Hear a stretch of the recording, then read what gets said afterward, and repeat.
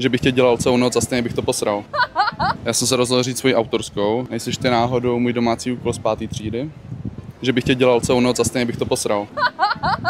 Hodnocení? Je to cringe, no, ale je to vtipné. Súhlasím s tým, že to je cringe. A aj s tým, že to je vtipné. By som dala určite v porovnaní s ostatnými 8 z 10. To je dobrý, děkuju. 8,5. To je dobrý. Dneska ti to veľmi pristane, si krásna. Milé, 5 z 10, pretože ja mám prsten. To si vážim. Tak dneska ti to veľmi pristane.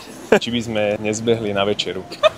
Takých 6. Hele holky, tamhle ten chlap mi řekl, že když se mnou půjdete, tak nám dá jetski na půl dne zdarma. Som dneska trošku unavená, takže ja si vynechám asi. 8, 7. Děkuju. Za mňa kľudne 10 z 10, uchytí sa na vile určite. Děkuju. Hey, what's your name? Kristina, and what's your name? My name is Tong, but you can call me anytime.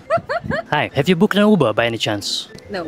Are you sure? Because I'm here to pick you up. I'm waiting for my boyfriend. Here I am. To nebolo až také zlé. 8 z 10. 6, 7. Nech nežerem. Ahoj, prosím ťa, povieš mi tvoje meno? Chcem napísať Ježiškovi, čo chcem pod stromček. OK.